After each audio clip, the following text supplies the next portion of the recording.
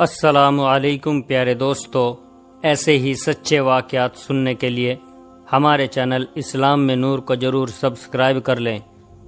بسم اللہ الرحمن الرحیم۔ پیارے دوستو، پچھلی ویڈیو میں ہم نے آپ کو بتایا تھا کہ ابو سفیان مسلمانوں کے اخلاق دیکھ کر بہت زیادہ متاثر ہوا اور مسلمان ہو گیا، تو اس کے آگے کا واقعہ بیان کرتے ہیں۔ حضور صلی اللہ علیہ وسلم کا مکے کو جیتنا۔ چونکہ ابو سفیان مکے میں جا کر یہ منادی کرنا چاہتے تھے کہ جو آدمی ان کے گھر میں پناہ لے گا اسے امان دی جائے گی، اس لیے وہ گھوڑے پر سوار ہوئے اور چل دیے۔ ابھی وہ وادی کے سرے پر ہی پہنچے تھے کہ اسلامی فوج کی باڑ مکے کی طرف روانہ ہوئی۔ یہ ایک بلند ٹیلے پر چڑھ کر اسلامی فوج کا نظارہ دیکھنے لگے۔ فوج دھیرے دھیرے مکے کی طرف روانہ ہوئی۔ سب سے آگے حضرت خالد بن ولید اسلامی جھنڈا ہاتھ میں لیے 500 آدمیوں کے دستے کے ساتھ چل رہے تھے۔ ان کے پیچھے حضرت عمر جھنڈا لیے 500 مجاہدوں کے ساتھ کوچ کر رہے تھے۔ ان کے پیچھے حضرت علی، پھر حضرت زید، ابو جندل، ابو عبیدہ اور دوسرے لوگ اپنے اپنے دستوں کو کمان کر رہے تھے۔ ہر سردار کے ہاتھ میں جھنڈا تھا۔ کھلے ہوئے میدان میں ہر طرف جھنڈے لہرا رہے تھے۔ ابو سفیان اسلامی فوج کے کوچ کا یہ شاندار منظر دیکھ کر حیران رہ گئے۔ انہوں نے دھیرے سے کہا، خدا کی قسم، میں نے ایسی شاندار فوج اس شان و دبدبے کے ساتھ کوچ کرتے کہیں نہیں دیکھی۔ بے شک یہ فوج مکے کو جیتے گی، تمام عرب کو قبضے میں کر لے گی۔ ابو سفیان ٹیلے سے نیچے اترے اور ایک نزدیکی پگڈنڈی پر تیزی سے چل پڑے۔ یہ راستہ قریب کا تھا۔ وہ بہت جلد مکہ میں داخل ہو گئے۔ مکہ والے چنتا میں پڑے ہوئے تھے۔ انہوں نے ابو سفیان کو دیکھا کہ وہ دوڑ کر ان کے پاس آئے۔ پوچھا، کیا واقعی مسلمان چڑھ آئے ہیں؟ حکیم کہتا ہے کہ بہت بڑی فوج آئی ہے۔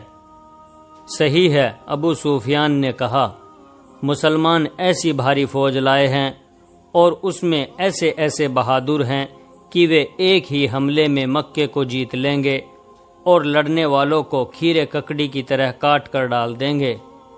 میرے خیال میں لڑنا فضول ہے، مسلمانوں کی بات مان لینے میں ہی بھلائی ہے۔ واہیات لوگوں نے منہ بنا کر کہا، کیا تم مسلمانوں سے مل گئے ہو؟ کیا تم کو انہوں نے رشوت دی ہے؟ اس لیے تم مسلمانوں کی ہیبت ہم پر بٹھانا چاہتے ہو؟ ہم نے طے کر لیا ہے کہ زندگی کی آخری سانس تک لڑیں گے۔ ہمارے جیتے جی مسلمان مکے میں داخل نہ ہو سکیں گے۔ بس تو تمہاری زندگی کا خاتمہ قریب ہے، ابو سفیان نے جلدی سے کہا۔ مگر ہم قسمت آزمائی کے لیے تیار ہو گئے ہیں، ایک آدمی نے کہا۔ دیکھو، ہماری شاندار فوج مسلمانوں کو کچل ڈالنے کے لیے اکرمہ، صفوان اور سہیل وغیرہ کی قیادت میں جا رہی ہے۔ ابو سفیان نے نظر اٹھا کر دیکھا تو اسے کفار کا لشکر کوچ کرتا ہوا نظر آیا۔ اس نے کہا، یہ غلطی ہے، زبردست غلطی، اس سے قوم تباہ ہو جائے گی، خاندان مٹ جائیں گے اور قریش تباہ ہو جائیں گے۔ تم فکر نہ کرو، ایک عرب نے کہا، اپنی آنکھوں سے دیکھو گے کہ مسلمانوں کا کیا انجام ہوتا ہے۔ اچھا، تم نہیں مانتے ہو، سنو، ابو سفیان نے کہا۔ مسلمانوں کے سپہ سالار اعظم شہنشاہ عرب حضرت محمد مصطفیٰ صلی اللہ علیہ وسلم کا یہ فرمان ہے کہ جو آدمی خانہ کعبہ میں پناہ لے گا، جو آدمی میرے مکان میں جا چھپے گا، جو آدمی اپنے مکان کا دروازہ بند کر کے بیٹھا رہے گا، جو آدمی بنا ہتھیار لگائے راستے میں ملے گا، اسے امان دی جائے گی۔ اطمینان رکھو، ہمیں امان مانگنے کی ضرورت ہی نہیں پڑے گی، کچھ لوگوں نے ہنس کر کہا۔ اس کے باوجود ابو سفیان نے تمام مکے میں منادی کر دی۔ کفار کی فوج مکہ کا راستہ طے کر کے باہر نکل رہی تھی۔ اکرمہ، صفوان اور سہیل اس فوج کے سردار تھے جو بہادری کے گھمنڈ میں جھومتے ہوئے بڑھے چلے جا رہے تھے۔ مکہ سے نکل کر یہ فوج جادیہ پہنچی اور مسلمانوں سے مقابلے کے لیے لائنیں بنانے لگی۔ سامنے سے اسلامی فوج آتی ہوئی نظر آئی۔ سب سے آگے حضرت خالد ہاتھ میں جھنڈا پوری شان سے لیے چلے آ رہے تھے۔ حضرت خالد بڑے بہادر تھے، آج تک 20 لڑائی کفار کی طرف سے لڑ چکے تھے۔ وہ کفار کی فوج کو سامنے سے دیکھ کر رکے اور اپنے دستے کو صف بستہ کرنے لگے۔ انہوں نے بہت جلد صفوں کو ترتیب دے کر 3 بار اللہ اکبر کا نعرہ لگایا اور ساتھ ہی بڑی بہادری اور بڑے جوش و خروش سے حملہ کر دیا۔ ان کا دستہ شیروں کی طرح کفار پر ٹوٹ پڑا۔ کفار پہلے ہی سے یہ چاہتے تھے۔ انہوں نے بھی تلواریں کھینچ لی اور بڑے جوش و گجب سے لڑنے لگے۔ لڑائی شروع ہو گئی۔ تلواریں اٹھ اٹھ کر سورج کی کرنوں میں چمکنے لگی اور لڑنے والوں کی آنکھوں میں چکا چوند پیدا کرنے لگی۔ ہر 2 فوجوں میں لڑائی شروع ہوتے ہی خاموش فضا میں شور و گل سے ایک ہلچل سی پیدا ہونے لگی۔ قومی نعروں کی آواز اور جابازوں کی للکار اور پکار سے تمام میدان گونج اٹھا۔ کفار نہایت جوش و خروش اور بڑی بہادری سے لڑ رہے تھے۔ اکرمہ، صفوان اور سہیل انہیں جوش دلا رہے تھے۔ ان کے حملے کے انداز کہہ رہے تھے کہ وہ تمام اسلامی فوج کو ہرانے کا ارادہ کر چکے ہیں، مگر مسلمان کچھ اس جابازی سے لڑ رہے تھے کہ کفار کا پورا جوش بچکانی حرکت سے زیادہ کچھ نہیں لگ رہا تھا۔ ہر مسلمان سر جھکائے، داڑھی دانتوں میں دبائے، بڑی بے جگری اور پوری طاقت سے لڑ رہا تھا۔ ہر مجاہد کی تلوار خونخوار بنی ہوئی تھی۔ جس کافر کے سر پر پڑتی اس کے سر کے 2 ٹکڑے کر کے حلق تک اتر جاتی اور پھر تو ایک خوفناک چیخ کی آواز ہی سنائی دیتی۔ لڑائی کا میدان بڑا خوفناک ہو گیا تھا، اس لیے مسلمان کافروں میں اور کافر مسلمانوں میں گھس گئے تھے۔ اس سے کوئی نظام، کوئی ضابطہ قائم نہ رہ سکا تھا۔ لڑائی بڑے جوش و شور سے ہونے کی وجہ سے اسلامی فوج کے آگے بڑھنے میں رکاوٹ پیدا ہو گئی تھی اور راستہ بند ہو گیا تھا۔ دور تک صفیں پھیل گئی تھی اور چونکہ فیصلہ کر دینے والی لڑائی شروع ہو گئی تھی، اگرچہ تمام مجاہد لڑنے کے لیے بے قرار ہو رہے تھے اور نہایت بے چینی سے حملے کا حکم ملنے کا انتظار کر رہے تھے، لیکن نہ اتنا میدان تھا جس میں پوری فوج ایک صف بستہ ہو سکتی اور نہ اس کی ضرورت تھی، کیونکہ کفار کی فوج زیادہ سے زیادہ 6000 تھی اور اتنی فوج کے لیے پوری اسلامی فوج کا لڑائی میں شریک ہونا بیکار تھا۔ اس وجہ سے حضرت خالد، حضرت عمر اور حضرت علی رضی اللہ عنہ 500 دستوں کے ساتھ مقابلہ کر رہے تھے۔ گویا 6000 کفار کے مقابلے میں صرف 1500 مسلمان مناسب سمجھے گئے اور بڑی لڑائی لڑتے رہے۔ دونوں فریق بڑی بہادری اور بڑے جوش و خروش سے لڑ رہے تھے۔ حضرت خالد رضی اللہ عنہ اس بے جگری سے لڑ رہے تھے کہ ان کو اپنے تن بدن تک کا ہوش نہ تھا۔ گویا جو ان کے سامنے آ جاتا اس کے ٹکڑے کر ڈالتے، جس پر وہ جھپٹ کر حملہ کرتے اسے قتل کیے بنا نہ چھوڑتے تھے۔ ان کی خون سے سنی ہوئی تلوار کفار کے ٹکڑے ٹکڑے اڑا رہی تھی۔ وہ اپنے گھوڑے کو ایڑ لگا کر جھپٹ جھپٹ کر حملے کر رہے تھے۔ وہ جس صف پر حملہ آور ہوتے تھے اسے توڑے پھوڑے بنا نہ چھوڑتے تھے۔ کفار ان کا جوش، ان کی بہادری اور لڑنے کا ان کا طریقہ دیکھ کر ان سے ڈرتے ہوئے وحشت زدہ ہو گئے تھے۔ حضرت عمر رضی اللہ عنہ بھی جانبازی اور بہادری کا کمال دکھاتے ہوئے شر فروشانہ حملہ کر رہے تھے۔ لڑائی جوڑوں پر تھی۔ کفار مسلمانوں کو پسپا کرنے کی چنتا میں تھے اور مسلمان کفار کو پسپا کرنے کے لیے پوری شان سے لڑ رہے تھے۔ حضرت عمر جس طرف نکل جاتے تھے، جس پر حملہ آور ہوتے تھے اور جس گروہ پر تلوار لے کر ٹوٹتے تھے، پشتوں کی پشتیں لگاتے چلے جاتے تھے۔ وہ قتل کرنے میں اتنے لالچی ہو گئے تھے کہ سارے لشکر کفار کو خود ہی قتل کرنا چاہتے تھے۔ جس مسلمان کو آپ گھیرے میں دیکھتے دور ہی سے جھپٹ کر جا پہنچتے، کفار کو قتل کرتے اور مسلمان کو دشمنوں کے گھیرے سے بچا لیتے۔ کفار پر ان کا رعب چھا گیا، وہ حضرت عمر سے ایسے ڈرنے لگے جیسے وہ موت کا پروانہ ہو۔ انہیں دیکھ کر کنارہ پکڑ لیتے اور ان کی تلوار کی دھار دیکھ کر کانپ اٹھتے۔ اس کے باوجود وہ ایک ایک کافر کو ڈھونڈ ڈھونڈ کر اسے جہنم میں بھیج رہے تھے۔ انہیں بھی اپنے تن بدن کا بالکل ہوش نہ تھا، بائیں ہاتھ میں جھنڈا لیے اور داہنے ہاتھ سے قتل کرتے پھر رہے تھے۔ حضرت علی رضی اللہ عنہ بھی اسی شان سے اپنے جوہر دکھا رہے تھے۔ کفار سب سے زیادہ آپ سے ڈرتے تھے۔ آپ کی ننگی تلوار جس آدمی کے سر پر پڑتی تھی اس کو ککڑی کی طرح کاٹ کر دوسری طرف نکل جاتی۔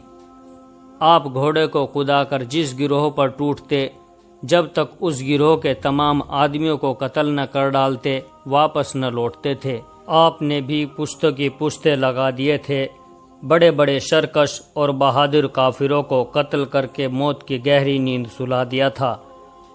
آپ اکرمہ اور صفوان دونوں کو قتل کرنے کی فکر میں تھے، اس لیے بڑے جوش اور طاقت سے حملہ کر کے دونوں سرداروں کی طرف بڑھے چلے جا رہے تھے۔ اس فوج کے ساتھ کچھ ایسے لڑکے بھی آئے تھے جن کی عمر 16 17 سال کی تھی۔ بہادری کا جوش اور شہادت کا شوق انہیں ان کے گھروں سے نکال لایا تھا۔ انہوں نے حضور صلی اللہ علیہ وسلم سے لڑائی کی اجازت لی۔ آپ نے لڑائی کی اجازت دی۔ وہ گھوڑے دوڑاتے آئے اور کفار پر اس طرح ٹوٹ پڑے جس طرح بھیڑوں کے گلے پر بھیڑیے ٹوٹ پڑتے تھے۔ انہوں نے کفار کے بائیں حصے پر حملہ کیا، اس بے جگری اور ایسے جوش سے حملہ کیا کہ باوجود کفار کے مقابلے میں انہیں قتل کر کے پیچھے دھکیلنے لگے۔ ان لڑکوں نے کئی دستے بنا لیے اور ہر دستہ پوری بہادری سے لڑنے لگا۔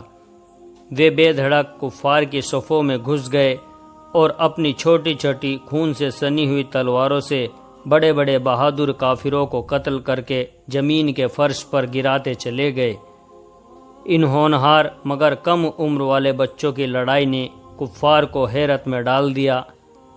وہ سمجھ ہی نہ سکے کہ کس چیز نے انہیں اس قدر جوشیلا بنا دیا تھا اور کیوں وہ اتنے بے باغانہ انداز سے لڑائی میں لگے ہوئے ہیں۔ جب کفار کی حیرت دور ہوئی تو انہوں نے تیش میں آ کر لڑکوں پر بڑے جوش سے حملہ کیا اور ان کو اپنے گھیرے میں لے کر ان پر تلواروں کی بارش کر دی۔ لڑکوں نے اللہ اکبر کا نعرہ لگایا اور نہایت جوش و خروش سے چاروں طرف سے حملے شروع کر دیے اور بڑی بے خوفی اور بڑی بے جگری سے لڑنے لگے۔ ان معصوم چہرے سے جوش و غضب کی نشانیاں ظاہر ہو رہی تھی۔ وہ بہادری سے لڑ رہے تھے۔ انہوں نے بہت جلد حملہ کو مار مار کر ڈھیر کر دیا یا انہیں بھاگنے پر مجبور کر دیا۔ جب لڑکوں نے اپنے گرد سے مشرکوں کو ہٹا دیا اور انہوں نے مل کر ایک جوشیلا حملہ کیا تو اس وقت وہ کفار کی فوج میں گھس گئے اور وہ ان کے مقابلے کی تاب نہ لا کر بھاگ کھڑے ہوئے۔ داہنے ہاتھ کی فوج میں حضرت عمر اور حضرت علی تھے۔ ان دونوں نے بڑے جوش سے حملہ کیا۔ کفار جیسے ان کے حملوں کا انتظار کر رہے تھے اور حملہ آور ہوتے ہی فوراً بھاگ کھڑے ہوئے۔ اب بائیں ہاتھ کا دستہ رہ گیا۔ لڑکوں نے بائیں حصے پر جوشیلا حملہ کر دیا۔ چونکہ مشرکوں کا بیچ اور داہنے ہاتھ کا حصہ ہار کھا کر بھاگ کھڑا ہوا تھا، جب بائیں ہاتھ کا حصہ بھی فرار ہو گیا تو مسلمانوں نے کچھ دور تک ان کا پیچھا کیا۔ جب دور تک نکل گئے تو مسلمان واپس لوٹے اور اپنی ترتیب قائم کر کے مکے کی طرف بڑھے۔ کفار کا بھاگا ہوا لشکر کچھ مسلمانوں کے ڈر اور ہار کے شرم کی وجہ سے مکہ نہ گیا، بلکہ جس کا جس طرف منہ اٹھا بھاگ نکلا۔ اسلامی فوج نہایت شان اور دبدبے کے ساتھ روانہ ہو کر مکے کے سامنے پہنچی اور رک گئی۔ حضور صلی اللہ علیہ وسلم نے حضرت خالد سے کہہ دیا کہ جب تک ضرورت بہت زیادہ نہ ہو مکے کے اندر خون ریزی نہ کی جائے۔ بات یہ تھی کہ مکہ بیت اللہ حرم تھا، بیت الحرم میں لڑائی کرنا مناسب نہ تھا۔ حضور صلی اللہ علیہ وسلم کی یہ دلی خواہش تھی کہ خانہ کعبہ میں جو خدا کا گھر کہلاتا ہے خون نہ بہایا جائے، اس لیے حضور اکرم صلی اللہ علیہ وسلم نے حضرت خالد اور تمام مسلمانوں کو بغیر انتہائی ضرورت کے لڑائی سے منع کر دیا۔ مسلمانوں کا خیال تھا کہ مشرک مکہ کے سامنے ضرور لڑیں گے، اس لیے اسلامی فوج مکے کے سامنے آ کر رک گئی تھی، لیکن دیر تک انتظار کرنے پر بھی کوئی مقابلے کے لیے نہ آیا تو حضرت خالد نے اپنے دستے کو بڑھایا۔ آپ نے حکم دیا کہ تمام فوج ننگی تلواریں ہاتھ میں لیے مکے میں داخل ہو تاکہ کفار پر مسلمانوں کا رعب بیٹھ جائے۔ چنانچہ حضرت خالد کے دستے نے ہدایت کے مطابق تلواریں اٹھائی اور مکے میں داخل ہوئے۔ مکے میں داخل ہونے پر انہوں نے دیکھا کہ تمام راستے اور گلیاں سنسان پڑی ہیں، انسان تو انسان، چڑیا تک کا پتہ نہ تھا۔ وہ شاندار طریقے سے فاتحانہ انداز میں بڑھے اور بیت الحرم کے سامنے جا رکے اور ایک طرف صف باندھ کر کھڑے ہو گئے۔ اسلامی فوج کا ہر دستہ بیت اللہ شریف کے سامنے والے بڑے میدان میں صفیں باندھ کر کھڑا ہوتا گیا۔ حضور صلی اللہ علیہ وسلم کی سواری شان عظمت و جلال کے ساتھ تمام راستوں اور گلیوں سے گزر کر خانہ کعبہ کے سامنے پہنچی۔ اس وقت حضور صلی اللہ علیہ وسلم کا مبارک چہرہ خوشی سے لال ہو رہا تھا۔ ایک دن وہ تھا جبکہ کفار مکہ نے آپ کو اور آپ کے جانثاروں کو اتنا تنگ کیا تھا کہ سب کو ہجرت کرنی پڑی تھی۔ آج وہ دن آیا تھا کہ حضور صلی اللہ علیہ وسلم میں صحابہ کرام رضی اللہ عنہ کے ساتھ ایک بے مثال جیتنے والے فاتح کی حیثیت سے مکے میں داخل ہوئے۔ یہ بات کچھ کم حیرت میں ڈالنے والی اور خوشی کی نہ تھی۔ حضور صلی اللہ علیہ وسلم نے سواری پر چڑھے 7 بار خانہ کعبہ کا طواف کیا۔ چونکہ بیت الحرم میں تالا لگا ہوا تھا، اس لیے حضور صلی اللہ علیہ وسلم نے کنجی بردار کو طلب کیا اور شہر میں منادی کرا دی کہ تمام مکہ والوں کو امن دیا گیا، کسی سے چھیڑ خانی نہ کی جائے گی۔ لوگ اس منادی کی آواز سن کر گھروں سے نکلے اور اسلامی فوج کے پاس آ کر شرم اور لاج سے سر جھکا کر کھڑے ہو گئے۔ غیان بن طلحہ جو کنجی بردار تھا، اس نے آتے ہی حضور صلی اللہ علیہ وسلم کو سلام کیا اور کنجی حضور صلی اللہ علیہ وسلم کے سامنے پیش کرتے ہوئے کہا، اے اللہ کے رسول صلی اللہ علیہ وسلم، اے شاہ عرب، اے فاتح مکہ، مکہ کی فتح مبارک ہو۔ یہ بیت اللہ حرم کی کنجی حاضر ہے۔ صدیوں سے ہمارا خاندان کنجی برداری کے اہم عہدے پر چلا آ رہا ہے۔ یہ یقین ہے کہ حضور اکرم صلی اللہ علیہ وسلم بھی اس عہدے پر رکھ کر میری عزت بڑھائیں گے۔ بیت الحرم خدا کا گھر ہے۔ حضور صلی اللہ علیہ وسلم نے فرمایا، خدا کے گھر میں تالے اور کنجی کی ضرورت نہیں، یہ جاہلیت کے دور کی ایک بےہودہ رسم ہے، میں اس رسم کو توڑتا ہوں۔ خانہ کعبہ ہر آدمی کے لیے ہر وقت کھلا رہے گا۔ آپ نے کنجی لے کر تالا کھولا اور خانہ کعبہ میں داخل ہوئے۔ صرف کچھ صحابہ ہی ساتھ گئے، باقی پوری فوج باہر کھڑی رہی۔ آپ نے اندر پہنچتے ہی خود بتوں کو گرانا اور توڑنا شروع کر دیا۔ حضور صلی اللہ علیہ وسلم کو اس کام میں لگا دیکھ تمام صحابہ بھی بت شکنی کرنے لگے۔ سارے بت ایک ایک کر کے توڑ ڈالے گئے اور ٹوٹے ہوئے بت باہر پھینک دیے گئے۔ بت پرست اپنے خداؤں کو جن کی وہ خود اور ان کے باپ دادا پوجا کرتے چلے آئے تھے، یہ کیفیت دیکھ کر غمگین ہوئے۔ ان کا خیال تھا کہ بت ناراض ہو کر بت شکنی کو فنا کر دیں گے اور کوئی کڑکدار آواز ان سب کو مار ڈالے گی، لیکن جب دیکھا کہ کسی بت شکن کا کان تک نہ گرم ہوا تو شرم کے مارے پانی پانی ہو گئے۔ جب تمام بت توڑ کر پھینک دیے گئے اور خانہ کعبہ کو بتوں کے وجود سے پاک کر دیا گیا تو حضور صلی اللہ علیہ وسلم نے 2 رکعت نماز پڑھی اور نماز سے فارغ ہو کر آپ باہر آئے۔ اس وقت ہزاروں قریش اور دوسرے قبیلے کے مشرک اسلامی فوج کے قریب آ کر کھڑے ہو گئے تھے۔ آپ نے باہر آتے ہی ایک زوردار تقریر کی۔ حضور صلی اللہ علیہ وسلم نے فرمایا، اے قریش کے لوگو، میں نے تم سے کہا تھا خدا ایک ہے، بت خدا نہیں ہیں۔ لڑکیوں کو زندہ گاڑنا برا کام ہے۔ جنا، جوا، شراب خوری اور دوسری گندی رسمیں چھوڑ دو۔ لیکن تم نے مجھے تکلیف دی، میرے صحابہ اکرام کو اتنی تکلیفیں پہنچائی کہ مجبور ہو کر انہیں ہجرت کرنا پڑا۔ تم سمجھتے تھے کہ خدا نہیں ہے، نہ وہ کسی کو مدد کرتا ہے، لیکن دیکھا خدا نے میری مدد کی اور اس نے اپنا وعدہ پورا کر دکھایا۔ آج سارے گروہ اور تمام قبیلے ہار کر بھاگ گئے۔ سنو اور کان کھول کر سنو، آج مکہ سے کفر کا خاتمہ ہو گیا، کفار جلیل اور رسوا ہوئے۔ صدیوں کے بعد خانہ کعبہ بتوں کے وجود سے پاک ہو گیا، اور اب کسی قوم کے لیے یہ جائز نہیں ہے کہ خانہ کعبہ میں خون ریزی کرے۔ یہ بیت الحرم ہے اور اس جگہ کا ادب و احترام ضروری ہے، اتنا احترام کہ یہاں کا کوئی ہرا بھرا پیڑ بھی نہ کاٹا جائے۔ اے مکہ والو، آج ایک خدا نے مسلمانوں کے ذریعے سے جاہلیت کی تمام رسموں کو پامال کر دیا ہے۔ اے گروہ قریش، آج جاہلیت کے دنوں کے گھمنڈ اور نسبی غرور بھی مٹ گئے ہیں۔ خاندان یا قومی شرافت کوئی چیز نہیں رہی، بلکہ اب شریف وہ ہے جو زیادہ پرہیزگار اور خدا کا عبادت گزار ہو۔ یاد رکھو، تمام آدمی حضرت آدم سے پیدا ہوئے ہیں اور آدم مٹی سے بنائے گئے ہیں، اس لیے مٹی کے پتلے کو فخر و غرور مناسب نہیں۔ اللہ نے قرآن مجید میں ارشاد فرمایا ہے، اے لوگو، ہم نے تم کو ایک عورت اور ایک مرد سے پیدا کیا ہے اور کنبے اور قبیلے بنائے تاکہ ایک دوسرے کو پہچانو۔ اللہ کے نزدیک بزرگ وہ ہے جو زیادہ پرہیزگار ہے۔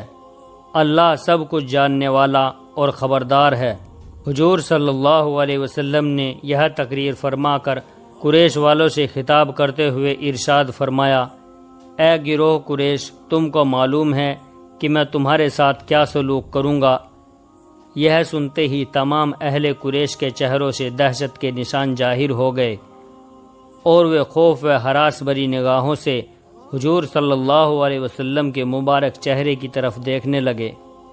کچھ بڑے لوگوں نے کہا، حضور صلی اللہ علیہ وسلم، ہم آپ سے امن و برکت کے امیدوار ہیں، کیونکہ آپ اچھی عادتوں والے ہیں۔ آپ قریش کے سب سے بزرگ قبیلے بنی ہاشم سے ہیں، اور اس قبیلے کے سب سے بزرگ انسان آپ ہی ہیں۔